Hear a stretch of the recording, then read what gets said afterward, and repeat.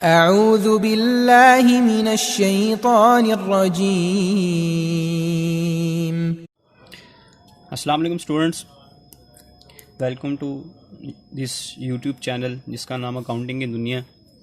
आज हम BCom part 2 cost counting का जो हमने लास्ट टाइम एक इंट्रोडक्टरी लेक्चर हमने लिया था, तो आज हम इसका क्वेश्चन नंबर 1 सॉल्व करेंगे। फर्स्टली मैं इसको रीड कर देता हूँ। क्वेश्चन नंबर 1 में कह रहा है 4 direct workers are engaged in an operation for which standard production time per piece is determined as 48 per second। इसका मतलब ये है कि एक पीस को बनाने पर जो आपका टाइम लगता है वो 48 सेकंड लगते हैं, 48 सेकंड लगते हैं एक पीस को बनाने में। Standard only rate of the worker, एक घंटे के पैसे जो हम वर्कर को देते हैं वो ये देते हैं 33.75 रुपये 75। During 40 hours week output of 4 workers, यानी कि ये पूरे वीक की उन्होंने बताई हुई है 40 घंटे जो है वो वीक में काम करते हैं। उन्होंने ये यूनिट बनाए, इन्हें बी ने, सी ने और डी ने। Wages of the worker are computed under straight piece rate but time rate earning are guarantee to the worker. ये टाइम रेट अर्निंग गारंटी का मतलब ये है कि हमने 40 घंटे के पैसे उनको देने ही देने हैं।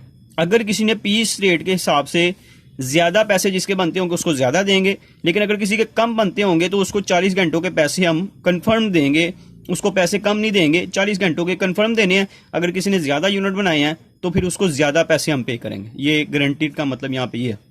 क्वेश्चन को अच्छी तरह से रीड कर लेना आपने और फिर इसको हम स्टार्ट करेंगे। तो ये मैंने एक लाइन्स लगा दी है क्योंकि इसमें हमें एक स्केड्यूल बनाना पड़ेगा। तो सबसे पहले शुरू करते हैं जी। ये क्वेश्चन नंबर बस 1 है और चैप्टर नंबर ये जो हम कर रहे हैं ये सुहेल अफजल साहब की बुक से, ये चैप्टर नंबर 9 है। सबसे पहले हमें, चूंकि उसने कहा कि स्टेट पीस रेट के हिसाब से आपने पेमेंट करनी है, तो सबसे पहले हम स्टेट पीस रेट निकालेंगे।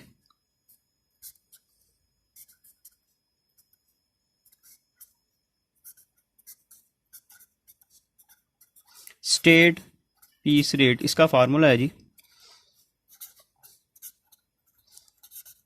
स्टैंडर्ड रेट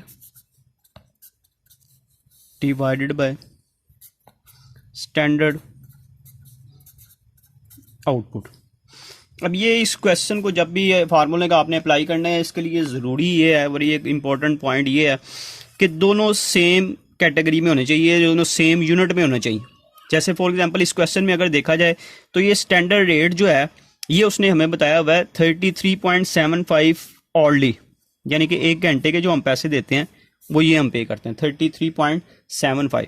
लेकिन जो यहाँ पे उसने स्टैंडर्ड प्रोडक्शन टाइम पर पीस, एक पीस को बनाने में बताया हुआ वो 48 सेकंड बताया। तो हमने देखना है अगर 48 सेकंड में एक पीस बनता है तो एक घंटे में कितने पीस बनेंगे। अगर 48 सेकंड में एक पीस बनता है तो एक घंटे में कितने पीस बनेंगे। तो यहाँ पे हम स्टैंडर्ड आउटपुट यहाँ पे मैं कैलकुलेट कर लेता हूँ। स्टैंडर्ड आउटपुट कैसे निकलेगी, देखिए एक घंटे में कितने सेकंड्स होते हैं, पहले आपने ये देखना है एक घंटे में कितने सेकंड्स होते हैं। तो एक घंटे में सेकंड्स होते हैं जी 3600 सेकंड होते हैं एक घंटे में। तो इसको डिवाइड करना है, 48 सेकंड लगते हैं हमें एक यूनिट को बनाने में। देखना 60 मिनट होते हैं और 60 सेकंड हर घंटे में। तो ये हमारे पास आ गई जी 3600 सेकंड्स आगे एक घंटे में, डिवाइडेड बाय 48 सेकंड करते हैं। तो इसका मतलब ये है कि एक घंटे में 75 यूनिट बनेंगे, यानी कि अगर 48 सेकंड में एक यूनिट बनता है तो एक घंटे में कितने यूनिट बनेंगे, 75 यूनिट्स बनेंगे। तो इसको हम 75 से डिवाइड कर देंगे। तो 33.75 डिवाइडेड बाय 75, तो ये हमारे पास पीस रेट आ गया 0.45। इसका मतलब क्या है कि एक पीस बनाने पर हम ये 0.45 रुपीज़ पे करेंगे। अब ये हमारा मेन जो चीज़ थी वो हमने निकाल ली है। अब यहाँ पे मैं लिख देता हूँ ये वर्कर हमारे पास है, यहाँ पे वर्कर हमारे पास है जी ए, बी, सी और डी। ये 4 वर्कर्स हैं हमारे पास, ए, बी, सी और डी, ये 4 वर्कर्स हैं। यहाँ पे हम इनकी लिख लेते हैं जी प्रोडक्शन।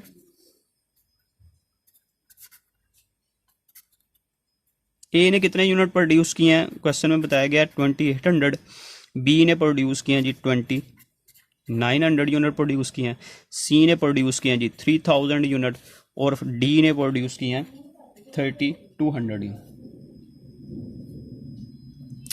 अब यहाँ पे हमने निकालना है सबसे फर्स्ट जो उसकी रिक्वायरमेंट थी, फर्स्ट रिक्वायरमेंट के मुताबिक उसने जो हमें कहा था कि पीस रेट के हिसाब से आपने इनको पेमेंट करनी है। पीस रेट के हिसाब से मतलब क्या है, देखिए यहाँ पे रेट हमारे पास जो हमने निकाला है वो 0.45 है, ठीक है, यानी कि पीस रेट यहाँ पे हम लिख देते हैं, पीस रेट ये हमारे पास है 0.45। तो इन सब के साथ आपने 0.45 को मल्टीप्लाई करते जाना, यानी कि प्रोडक्शन हमारी है 2800 मल्टीप्लाई बाय 0.45, तो इसके पैसे बनते हैं 1260 रुपये। जिसने 2900 यूनिट बनाए हैं मल्टीप्लाई बाय पीस रेट 0.45, 1305 रुपये पे करेंगे। 3000 यूनिट बनाए हैं 0.45 के साथ 1350 रुपये पे करेंगे। 3200 यूनिट बनाए हैं मल्टीप्लाई बाय 0.45, तो हम 1440 रुपये पे करेंगे। ये हमने कैलकुलेट कर लिया कि पीस रेट के हिसाब से उनके कितने पैसे बनते थे। अब दूसरा जो उसने बात ये भी कही हुई थी कि guaranteed but time rate earning are guaranteed. Time rate, ये वाली लाइन जो उसने हमें कही हुई थी मैं शो कर दूं आपको, ये जो लाइन यहाँ से कही हुई है, but time rate earning are guarantee to the worker, कि टाइम रेट के हिसाब से उनको हमने पैसे देने ही देने हैं। यहाँ पे गारंटीड हम लिख लेते हैं, गारंटी टाइम के हिसाब से टाइम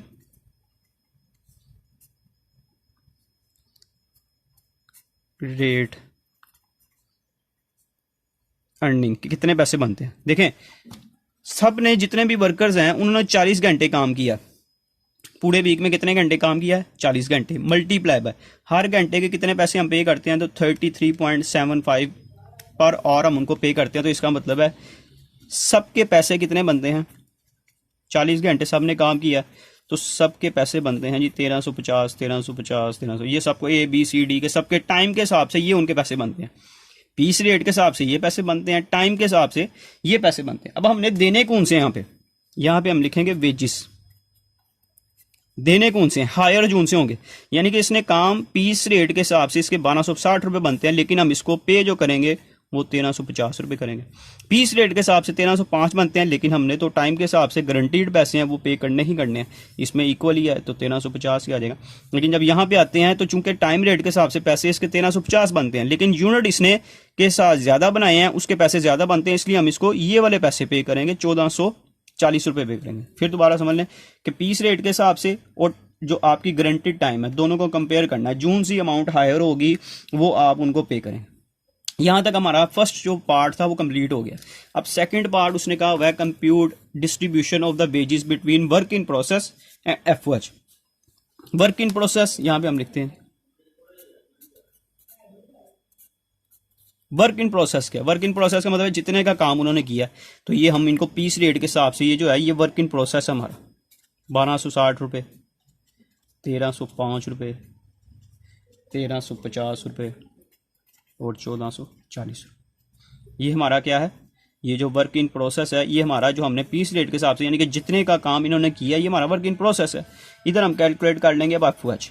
एफओएच क्या, ये जो आपने वेजेस पे किए हैं और ये जो आपका वर्क इन प्रोसेस है इसका जो डिफरेंस है वो आपका एफओएच है। सिंपल, वेजेस जो पे कर रहे हैं और वर्क इन प्रोसेस जितने का काम उन्होंने किया है इसका डिफरेंस ले लें। 1350 में से अगर 1260 रुपये माइनस करें तो बाकी हमारे पास आता है जी 1350 माइनस 1260, ये 90 रुपये का हमारा एफओएच हो गया। इसको माइनस करें तो ये 45 आता है, ये इक्वल है और ये भी इक्वल है। ठीक है जी, ये हमारा क्वेश्चन कंप्लीट हो गया। इसको एक दफ़ा दोबारा रिव्यू मैं करवा देता हूँ। सबसे पहले क्वेश्चन में हमें स्टेट पीस रेट के मुताबिक हमने कैलकुलेट करनी है। स्टेट पीस रेट का फार्मूला है जी standard rate divide by standard output. Rate हमें बताया हुआ है ऑलरेडी है ये, लेकिन जो स्टैंडर्ड आउटपुट बताइए वो उसने बताया है कि आप एक यूनिट को बनाने में 48 सेकंड लेते हैं। तो देख अगर 48 सेकंड लेते हैं तो एक घंटे में कितने यूनिट बनाएंगे, तो वो कैलकुलेट करेंगे एक घंटे में जो हमारे पास सेकंड होते हैं 3600 डिवाइडेड बाय 48 सेकंड, तो यानी कि हम कितने यूनिट बनाएंगे एक घंटे में 75 यूनिट। तो यहाँ पे 75 से डिवाइड करेंगे तो ये हमारा रेट आ गया पीस रेट। अब ये पीस रेट के साथ आपने ये टेबल बनाना है, वर्कर्स प्रोडक्शन आ जाएगी पीस रेट के हिसाब से सबको 4500 से इन सबको मल्टीप्लाई करते जाना अपने 40.45 से, तो ये आपके पास पीस रेट के हिसाब से उनकी वेजेस आ जाएंगी। गारंटीड वेजेस 33.75 एक घंटे का पे करते हैं, एक हफ्ते में 40 घंटों के पैसे हम उनको पे करेंगे तो ये हमारे पास 1350 रुपये। अब दोनों में से इन दोनों को कंपेयर कर लेना, दोनों में से जोन सी अमाउंट्स हायर होंगी वो वेजेस हम पे करेंगे। वर्क इन प्रोसेस क्या है, जितने का काम किया उन्होंने, तो ये हमारे पास पीस रेट के मुताबिक उन्होंने इतने का काम किया वो लिख दिया। और अब एफओएच कैसे कैलकुलेट होगा, वेजेस और वर्क इन प्रोसेस को डिफरेंस लेंगे तो हमारे पास ये एफओएच आ जाएगा। ठीक है जी, ये हमारे पास क्वेश्चन नंबर 1 है। ये चैप्टर बहुत इंपॉर्टेंट चैप्टर है, इसमें से क्वेश्चन लाजमी आता है पेपर में और ईजी है, कोई मुश्किल नहीं है। तो ये हमारे पास क्वेश्चन जो है ये कंप्लीट हो गया। इसको आप एक दफ़ा रिवाइज कीजिएगा, खुद हाथ से सॉल्व कर लीजिएगा। इसके साथ इलस्ट्रेशन नंबर 1 एंड 2 ये ज़रूर सॉल्व कीजिएगा, ये सेम टू सेम इसी तरीके से हैं। तो ये क्वेश्चन हमारा कंप्लीट हो गया है। उम्मीद है आपको समझ लग गई होगी। वीडियो पसंद आई है तो इसको अपने फ्रेंड्स के साथ शेयर करें, चैनल को भी सब्सक्राइब करें और बेल आइकन को भी क्लिक करें ताकि आने वाली तमाम वीडियोज़ के बारे में आपको नोटिफिकेशन आता रहे। शुक्रिया जी, अल्लाह हाफिज़।